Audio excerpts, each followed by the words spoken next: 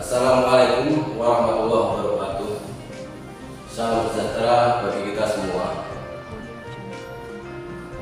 Sistem ketatanegaraan negara-negara demokratis di dunia memiliki karakteristik yang berbeda-beda antara negara yang satu dengan negara yang lainnya. Pada pertemuan kali ini kita bahas tentang sistem ketatanegaraan Indonesia.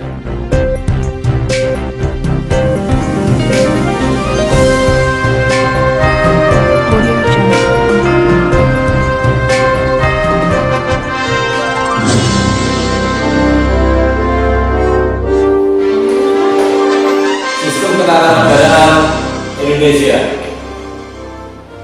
Sistem ketatanegaraan bangsa Indonesia tercermin dalam Undang-Undang Dasar 1945 yang berisi tentang aturan-aturan dasar yang dibentuk untuk mengatur susunan lembaga dan kewenangan kekuasaan dari tingkat nasional sampai tingkat paling rendah dalam masyarakat.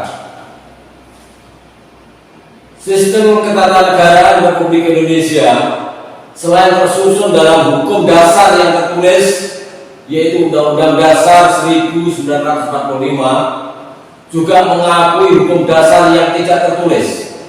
Kaidah-kaidah hukum ketatanegaraan terdapat juga pada berbagai peraturan ketatanegaraan lainnya, seperti ketetapan MPR, undang-undang, peraturan pemerintah pengganti undang-undang, dan sebagainya.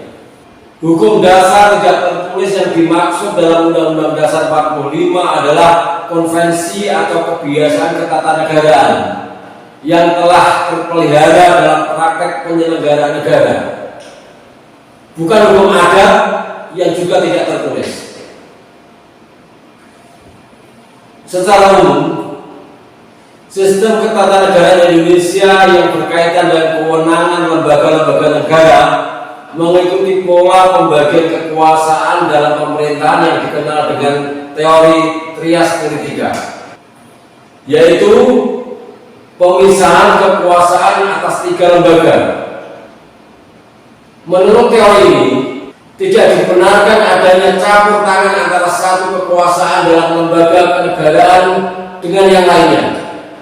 Teori ini dicetuskan oleh John Locke yang memisahkan kekuasaan pemerintah negara menjadi 3, yaitu legislatif, eksekutif, dan federatif. Lembaga legislatif yaitu kekuasaan pembuat undang-undang yang dijalankan oleh parlemen. Yang kedua, eksekutif, yaitu kekuasaan untuk menjalankan undang-undang yang dijalankan oleh pemerintah. Dan yang ketiga, federatif, yaitu kekuasaan untuk menyatakan perang dan damai dan tindakan-tindakan lain dengan luar negeri. Dalam teori ini, John Locke menempatkan kekuasaan yudikatif atau kehakiman merupakan bagian dari kekuasaan eksekutif. Berbeda dengan John Locke, Montesquieu membagi 3 kekuasaan pemerintah negara dalam lembaga yang berbeda dan terpisah satu sama lain, yaitu legislatif, eksekutif, dan yudikatif. Yang pertama, legislatif, menurut Montesquieu yaitu lembaga pembuat undang-undang. Eksekutif yaitu lembaga yang menjalankan undang-undang, dan yudikatif yaitu lembaga yang mengawasi pelaksanaan undang-undang. Konsep trias politika yang dicetuskan oleh Montesquieu ini yang dominan dilaksanakan oleh negara-negara di dunia, termasuk Amerika dan Indonesia. Namun demikian, teori pemisahan kekuasaan pemerintah negara ini dalam prakteknya mengalami perbedaan antara satu negara dengan negara yang lain. Hal ini terjadi karena dipengaruhi oleh konsep demokrasi, budaya, dan politik yang berkembang dalam negara yang bersangkutan.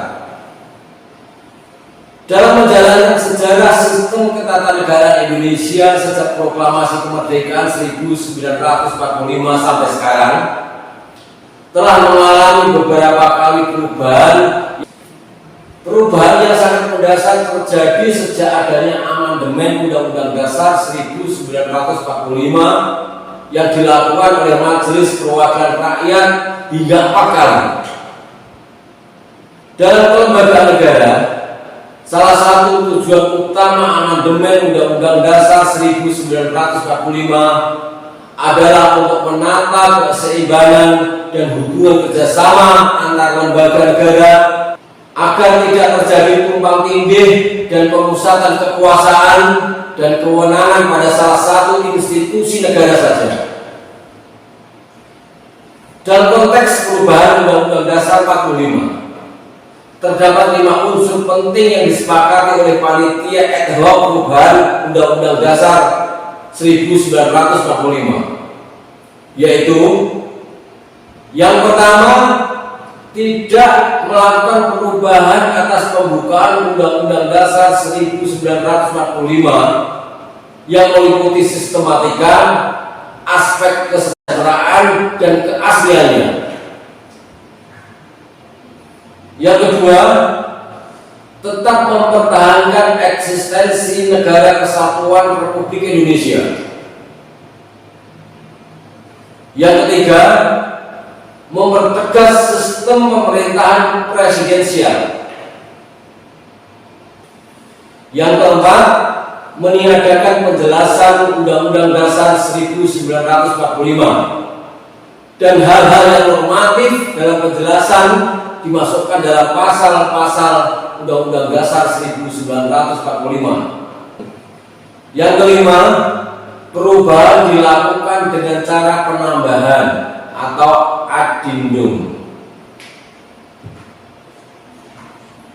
Hasil amandemen yang berkaitan dengan ketatanegaraan dengan jelas dapat dilihat pada struktur lembaga ketatanegaraan Indonesia yang menempatkan Undang-Undang Dasar 1945 sebagai hukum tertinggi, di mana kedaulatan berada di tangan rakyat dan dijalankan sepenuhnya menurut Undang-Undang Dasar.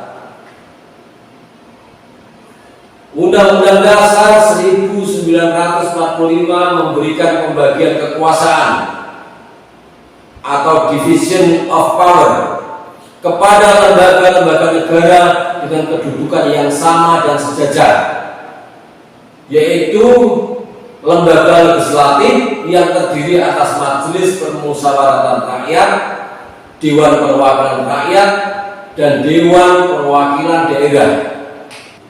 Lembaga eksekutif terdiri dari presiden dan wakil presiden.